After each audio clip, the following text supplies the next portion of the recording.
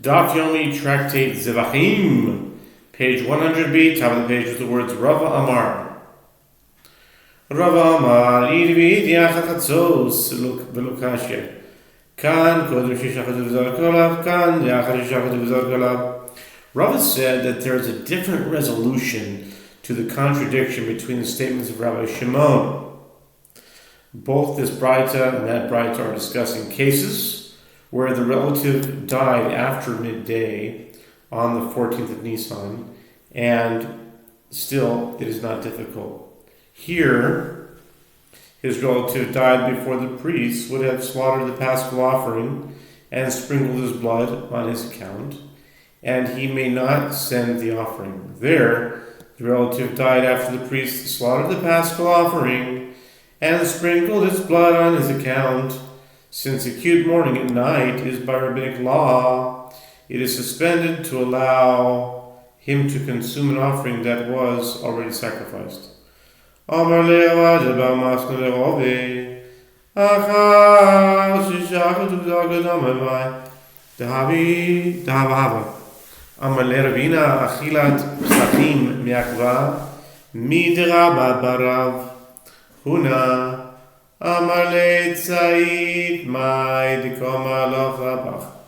Rav Bar Matana said to Rava, in a case where one's relative died after the priest slaughtered the Paschal offering and sprinkled his blood, why should he be permitted to partake of the Paschal offering? What was, and although the offering was sacrificed, isn't he still an acute mourner by rabbinic law? Ravina said to Rav Bar Matana, partaking of the Paschal offering is indispensable for the mitzvah, as it is seen from that which Rav Bar Rav Huna taught, as the Gemara will explain. Therefore, the sages did not prohibit an acute mourner from partaking of the Paschal offering as they do for other offerings, for which consumption of the meat is dispensable. Rava said to Rav Bar Matana, listen to what your master Ravina told you, as his explanation is correct. My de Rav Bar Huna d'Tanya, Yom Shemua ki Yom Kivura lemitzvat shiva ushloishim uleachig les psochim ki Yom likutat samos echad zeh v'echad zeh tov v'echad b'kot shnerev. What is the statement of Rav Bar Huna that teaches that partaking of the Paschal offering is indispensable? As it is taught in a Braita, the day that a person receives tidings that his relative died is considered as if it were the day of burial, with regard to the mitzvah of the 7-day mourning period, when he may not bathe or wear shoes, and with regard to the 30-day period, when he may not wear ironed garments, and with regard to partaking of the Paschal offering, the day he receives the tidings is like the day of the gathering of the bones of the deceased after the flesh decomposed. See Zevachim 92a. In both this and that case, he immerses and partakes of sacrificial meat in the evening. Hagufa kashya marta yom shemua ki yom kivura mitzvat shiva ushloshim lechilat psachim ki yom likutat samos miklal yom kivuro afilu le'erev nami lo achel v'hader ketani echad zeh v'echad zeh tov v'ochad b'kot shnerev.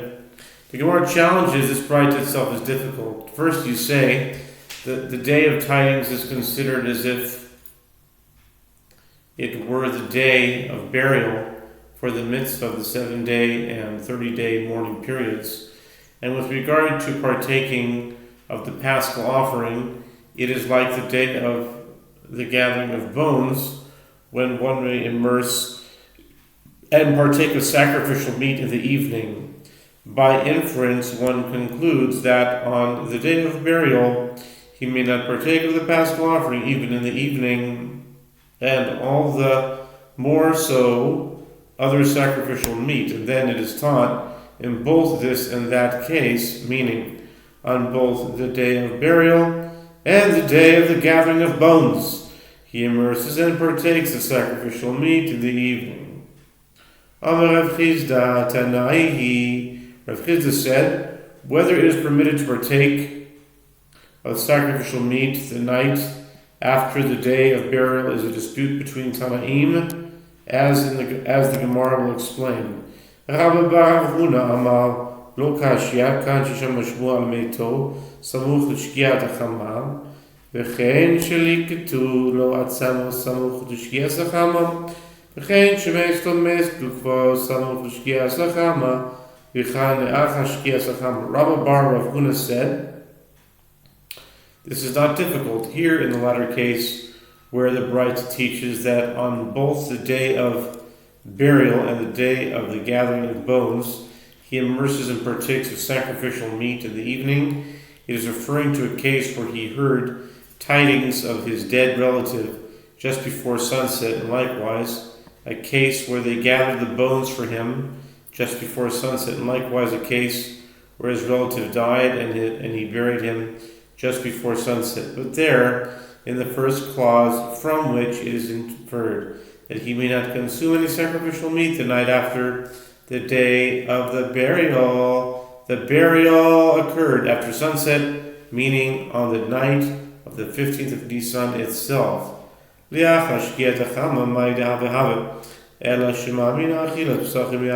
Gemara objects, if so, why not say that even if he gathered bones after sunset, then what was? Why did the sages permit him to partake of the Paschal offering as opposed to other sacrificial meat? Rather, learn from this Braita that partaking of the Paschal offering is indispensable to fulfilling the obligation, and due to the severity of the mitzvah, the sages suspended their decree prohibiting one from partaking of it. Rav Ashi Amar Ma'echad Zeh V'echad Hachi Kamar Echad Yom Shemo V'echad Yom Likut Tovim Ochel B'Kodashim Le'erev. Rav Ashi said, there is another resolution to this question. What is meant by the latter clause in the Braita in both this and that case? It does not mean both the day of burial and the day of the gathering of bones. Rather, this is what the Braita is saying. Both on the day of tidings and on the day of the gathering of bones, the mourner immerses and partakes of sacrificial meat in the evening, but after the day of burial he may not partake of the Paschal offering, and all the more so of other sacrificial meat, as indicated in the first clause in the Braita. V'hod Rav Ashi bedutai mechdi alekai zeh v'zeh mipoile rashma mina bedutai. Beduta. The Gemara notes, and this resolution of Rav Ashi is a mistake, since the Tana is already discussing those two cases and equating them. According to Rav Ashi's resolution, it is extraneous to say in both this and that case that Tana should have simply said in this and that case. Rather, learn from the language of the Braita that Rav Ashi's resolution is a mistake. My Tanai Titanian Muslim Soinin Olav Kolayom Rabbi Omer Kol Ziman Shilonit Wow. The Gemara returns to discuss Rav Chiz's resolution and what is the dispute between Tanaim with regard to the night following the day of burial. As it is taught in Braita, until when does a person mourn acutely for his relative, such that he is prohibited to partake of sacrificial meat the entire day? Rabbi Yehuda Hanasi says, as long as the relative has not been buried, the Gemara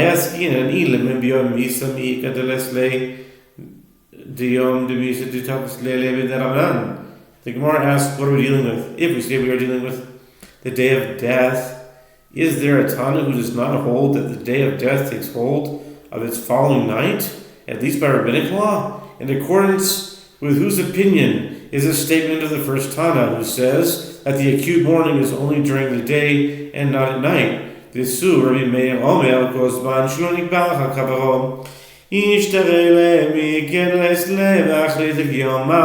and furthermore, if we are dealing with the day of the death, even Rabbi Yehuda Hanasi says, as long as his relative has not been buried, It indicates that consequently, once he has buried him, it becomes permitted for him to partake of sacrificial meat, even on the day of death itself. But is there a Tana who does not hold that acute mourning extends for the entire day of death, even after burial? The verse states, "And I will turn your feasts into mourning, and all your songs into lamentation, and I will bring up sackcloth upon your loins, and baldness upon every head, and I will make it as the mourning for an only son, and the end thereof as a bitter day."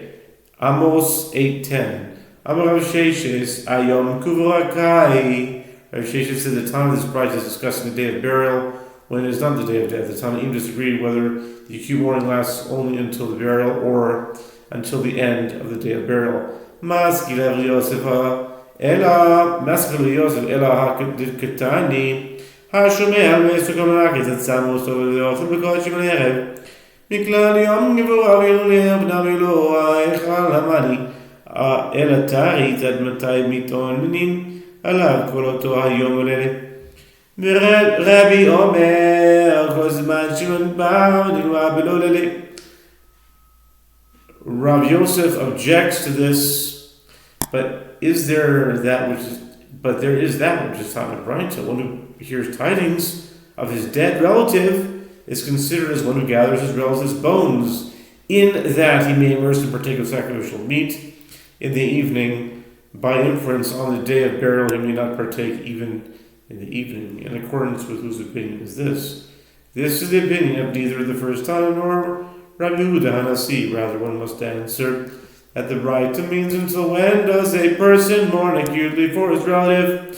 That entire day of his burial and its following night. Rabbi Yehuda Hanasi says he continues into the night only as long as his relative has not been buried, but once he is buried, the acute mourning lasts only for the rest of the day without its night. Amaruha Kamed Rabbi Yirmiyah. Second here. Amaru Kamed Rabbi Yirmiyah Mar Gavra Rabbi Rabbi Yosef Lemachi Lemaked Rabbi Lakulai. I'm sorry, Rabbi Lakula. Hatanya Adma said Misonin of Kolzman Shane and Ikbal. A few Megan Bead Sarayamim. Divrei Rabbi Chachomim Oimrim Ein Misonin Alov Ela Oisa Hayom Bilvad. The sages said this statement of Rav Yosef before Rabbi Yirmiyah. Rabbi Yirmiyah said in response, would a great man like Rav Yosef say this? Would he say that the opinion of Rabbi Yehuda Hanasi is more lenient of the two? But isn't it time to Brayta until when does a person mourn acutely for his relative?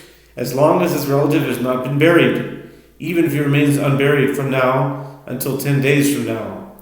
This is the statement of Rabbi Yehuda Hanasi. And the sages say, he mourns acutely for his relative only on that same day. The opinion of Rabbi Yehuda Hanasi is more stringent than that of the sages.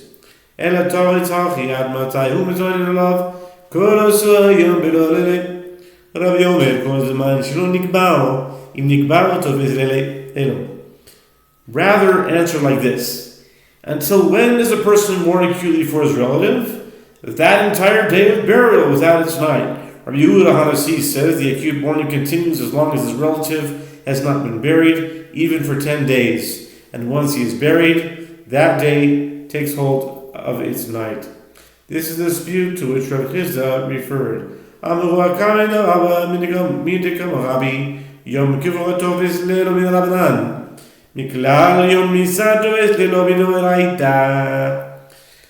The sages said this statement for Rabbah. Rabbah said, since Rabbi Yehuda Hanasi says that the day of burial and acute mourning is by rabbinic law, takes hold of its night by rabbinic law by inference, he must hold that the day of death, when acute mourning is by Torah law, takes hold of its night by Torah law. The sages would not be more stringent with their ordinance than the parallel law of the Torah.